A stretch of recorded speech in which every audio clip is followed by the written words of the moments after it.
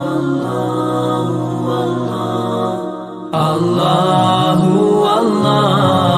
دور حر بن یزید ریاحی 1000 کے لشکر کے ساتھ مزاحم ہوا اور آپ کو روک کر میدان کربلا میں لے گیا۔ آپ نے کہا کہ میں یزید کی بیعت کسی صورت میں نہیں کروں گا، جس سے صرف حق ہی قبول ہو، یہی جس کا اصل اصول ہو، جو نہ جھک سکے جو نہ بک سکے، اسے کربلائیں ہی راس ہیں۔ حضرت امام حسین امام حمام کربلا کے تپتے ہوئے ریگزار کے اندر 2 محرم کو پہنچے اور 9 محرم تک آپ مختلف انداز سے مفاہمت کی بات اس انداز سے کرتے رہے کہ میں بیعت نہیں کروں گا، لیکن کچھ تو خون سے بھی بچنا چاہتا ہوں۔ لیکن ان کا ایک ہی مطالبہ تھا کہ ہر صورت میں بیعت کرنا ہوگی، اس کے علاوہ کوئی صورت نہیں ہے۔ ان کا یہ مطالبہ تھا، ان کی بات یہ تھی کہ بیعت تو میں کسی صورت نہیں کر سکتا، کیونکہ انکار بیعت کی جو وجہ آپ نے وہاں بیان کی وہ وجہ بہر صورت موجود تھی، اس لیے کہا کہ کسی صورت میں میں یزید کے ہاتھ پہ بیعت نہیں کر سکتا۔ خیر وقت گزرتا گیا، پھر 9 کو یہ بات طے ہو گئی کہ لڑنے کے لیے تیار ہو جاؤ اگر تم نے بیعت نہیں کرنی۔ بیعت کرنے کی صورت میں مراعات سے نوازا جا رہا تھا، بڑے سے بڑا شہنشاہ بھی ہوتا اس کے پاؤں میں بھی لغزش آ جاتی، لیکن حضرت امام حسین رضی اللہ تعالیٰ عنہ نے فرمایا کہ یہ تخت و تاج کیا چیز ہیں، جن کی مسند محبوب کی گلی میں لگی ہو وہ تخت سکندری پہ کبھی تھوکا بھی نہیں کرتے۔ مجھے ان تخت و تاج کی پرواہ نہیں، میں تو کلمت الحق کے اعلیٰ کے لیے میدان عمل میں آیا ہوں۔ آپ نے مقام بیضا پہ خطبہ دیتے ہوئے کہا تھا کہ لوگوں میں جانتا ہوں کہ میرے ساتھ کیا ہونے والا ہے، لیکن اس کے باوجود میں میدان میں اس لیے جا رہا ہوں وَلَكُمْ فِيَّ أُسْوَةٌ کہ میری زندگی تمہارے لیے ایک نمونہ بن جائے۔ آپ نے اپنی زندگی کو قیامت تک آنے والی نسلوں کے لیے ایک نمونہ قرار دیا، اور میں نے پچھلے اجتماع کے موقع پہ کہا تھا، جو احباب پچھلے اجتماع پہ موجود تھے انہیں وہ جملے یاد ہوں گے کہ قیامت تک جبر کے خلاف جتنی بھی تحریکیں اٹھیں گی سب کا قائد حسین ابن علی ہوگا۔ انسان کی عقل اور منطق اس کو یہ دلیلیں دیتی ہے کہ تم جبر کے خلاف اگر میدان میں آئے تو کٹ جاؤ گے، ٹکڑے کر دیے جائیں گے۔ جبر سے مفاہمت کر لو، لیکن عشق سکھاتا ہے مفاہمت نہ سکھا، جبر ناروا سے مجھے، میں سر بکف ہوں لڑا دے کسی بلا سے مجھے۔ تو عشق انسان کو لڑنے کا سلیقہ دیتا ہے، محبت باطل سے ٹکرانے کا درس دیتی ہے۔ کہا میں اس کے باوجود میدان عمل میں جا رہا ہوں اس لیے کہ میری زندگی تمہارے لیے نمونہ بن جائے، اور قیامت تک لوگ میری زندگی سے راہیں تلاش کرتے کرتے میری زندگی کو نمونہ بناتے بناتے جبر کے مقابلے میں کھڑے ہو جائیں اور سرخروئی اور کامیابی حاصل پائیں۔ تا قیامت قطع استبداد کرد، موج خون او چمن ایجاد کرد۔ اللہ اللہ بائے بسم اللہ پدر، مانائے ذبح عظیم آیت بسر۔ سرخ رو عشق غیور از خون او، شوخی این مصرع از مضمون او۔ عشق غیور کے چہرے پہ جو سرخی دوڑ رہی ہے یہ حسین ابن علی کے خون کا صدقہ ہے۔ ان کے خون نے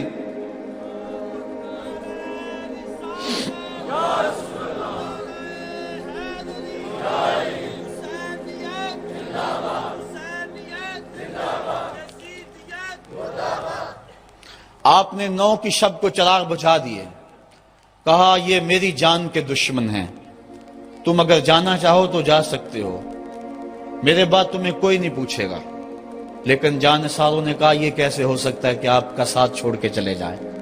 پھر عاشورے کی وہ رات جو درد و اندوہ سے بری ہوئی رات تھی، ساری رات عبادت میں گزاری۔ ایک طرف شراب چل رہی ہے اور دوسری طرف آنکھوں سے عشق رسول کی مستی چھلک رہی ہے۔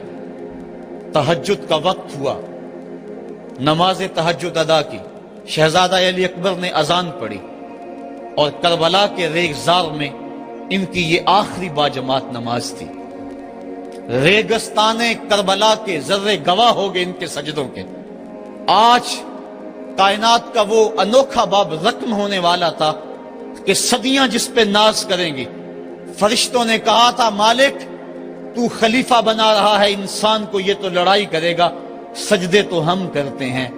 آج فرشتوں نے بھی دیکھنا تھا کہ سجدہ کرنے کا جو انداز حسین ابن علی کا ہے، فرشتے اپنی زندگی کی ساری کمائی اکٹھی کر لیں، حسین کے سجدے کی زکوٰۃ بھی نہیں بن سکتی۔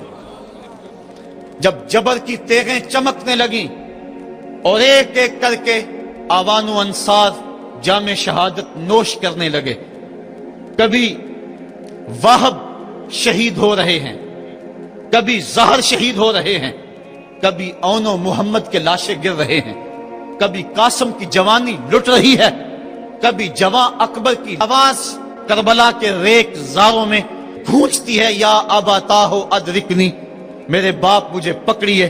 تو حضرت امام حمام دوڑ کے جاتے ہیں اور اپنے جواں بیٹے کی لاش کو کندھوں پہ اٹھا کے خیموں تک پہنچا کے ہاتھ فضا میں بلند کرتے ہوئے عرض کرتے ہیں، ربنا تقبل منا ھذا القربان، مالک حسین کی یہ قربانی بھی قبول کر لے۔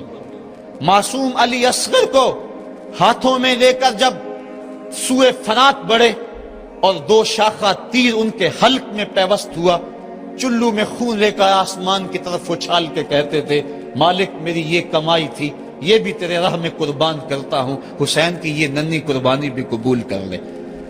اب آیان و انصار اور اہل بیت کی ایک ایک کلی کربلا کے اندر کٹ گئی، فاطمہ کا سارا چمن اجڑ گیا، مصطفیٰ کی آل میدان کربلا کے اندر کٹ گئی۔ اب امام حمام ہاتھ میں تلوار لیے میدان عمل میں آئے اور آپ نے جو آخری خطبہ دیا تاریخ کے اوراق میں موجود ہے، لوگوں میرا حسب و نسب پہچانو، میں کون ہوں، میں کون ہوں، مجھے پہچانو، جلدی نہ کرو، ناحق خون اپنے ذمے نہ لو، میں وہ ہوں جو رسول کریم کے کاندھوں پہ کھیلتا رہا ہوں اور مجھے حضور نے لوریاں دے دے کے پالا ہے، میں حضور کی زبان چوسا کرتا ہوں۔ اس وقت دنیا پر کسی نبی کی بیٹی کا بیٹا موجود نہیں، میرا حق پہنچانو۔ لیکن اشقیاء کے آنکھوں کے آگے اندھیرا تھا۔ عمر بن سعد جو رے کی حکومت کے لالچ میں سب کچھ کرنے کے لیے تیار تھا، وہ حضرت سعد بن ابی وقاص کا بیٹا ہے، اور یہ وہ صحابی ہے جن کے لیے حضور کہتے تھے فدا کا امی و ابی، اے سعد میرے ماں باپ تیرے اوپر قربان ہوں۔ غزوہ احد کے موقع پہ حضور ان کے لیے کہہ رہے ہیں، لیکن آج وہی میدان میں نکلا ہوا ہے۔ حضرت امام حمام امام حسین رضی اللہ تعالیٰ عنہ پھر میدان عمل میں آئے، اور پھر دشمنان اہل بیت کے ساتھ جس جرت اور پامردی کے ساتھ آپ نے لڑائی کی، اور آپ کی تیغ براں جس طرح ان کے سر کاٹتی اور ان کا خون چاٹتی رہی، تاریخ کے اوراق میں وہ روشن باب موجود ہیں۔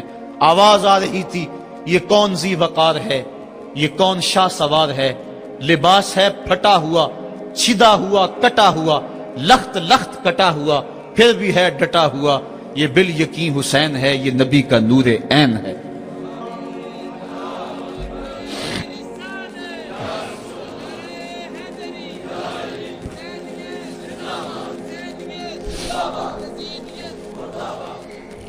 حضرت امام حسین حضرت امام حمام رضی اللہ تعالی عنہ میدان کربلا کے اندر جبر کی تیغوں کے مقابلے میں کھڑے ہیں۔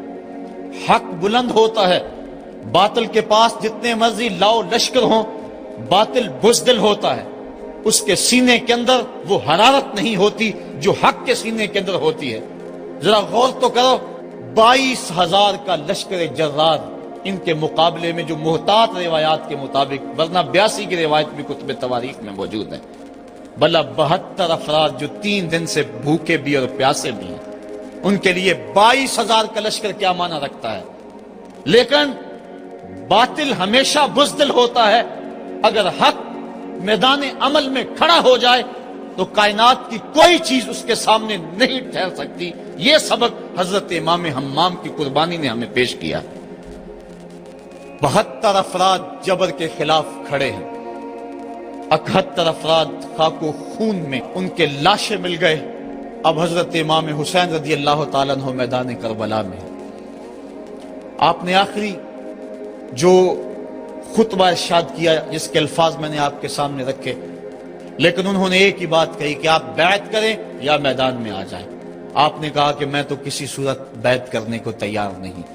پھر میدان عمل میں آئے، ان کو کاٹتے رہے، پھر گھوڑے کو ایڑ لگائی اور فرات کی لہروں میں آئے، پانی کا چلو بھرا اور لشکر اشقیاء کی طرف دیکھ کے کہا کہ تم نے میرے لیے پانی بند کیا، دیکھو آج حوض کوثر پہ بھی حسین کا قبضہ ہے، فرات کی لہروں پہ بھی حسین کا قبضہ ہے۔ لیکن آپ نے اس کے باوجود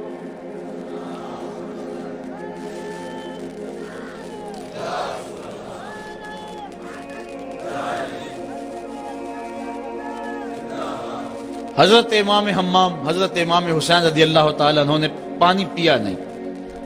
ان کو سکینہ کی پیاس یاد آ گئی ہوگی، جس طرح حضرت علی اصغر پیاس سے شہید ہوئے وہ منظر یاد آ گیا ہوگا۔